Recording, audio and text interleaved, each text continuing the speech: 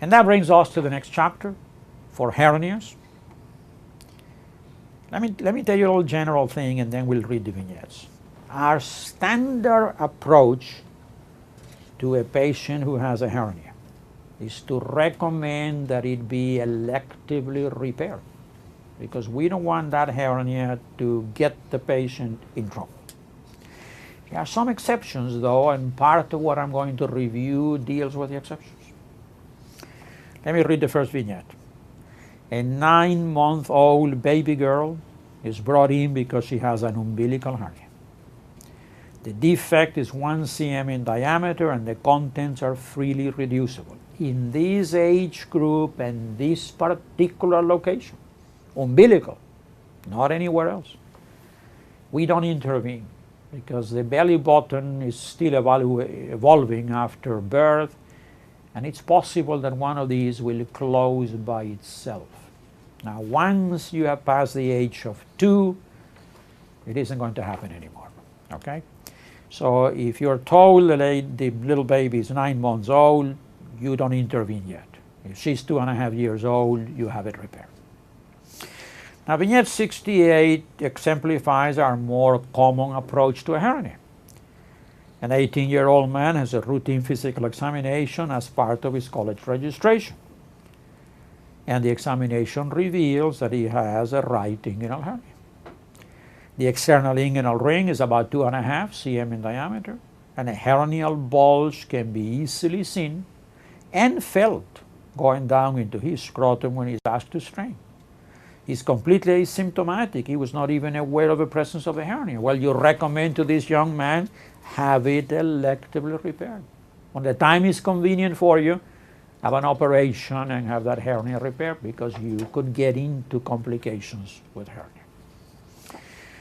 Now, vignette 69 is there to review the implications of a hernia that can no longer be reduced, cannot be pushed back. Let me read it.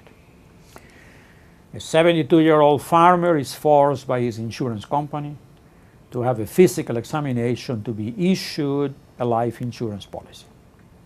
He has been healthy all his life and, quote, has never been to the doctor.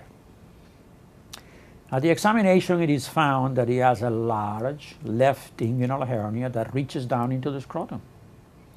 Bowel sounds can be easily heard over it. The hernia is not reducible, and he says that many years ago he used to be able to push it back, but for the last 10 or 20 years he's not been able to do so. So this is an irreducible hernia that cannot be pushed back. Now, if you had a vignette on the exam that said, a patient comes in saying, look, doctor, I've had this hernia for many years. I've always been able to push it back at will. But last night it got stuck out here and I cannot push it back.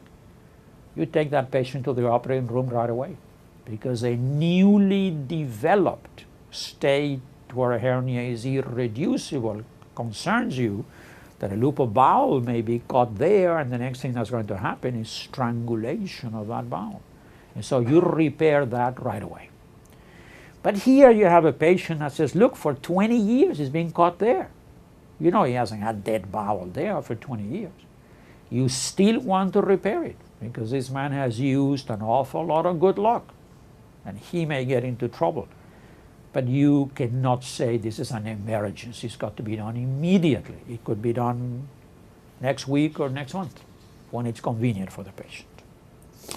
And with that, we end the little chapter on hernias. And now we get into a considerably bigger chapter dealing with diseases of the breast.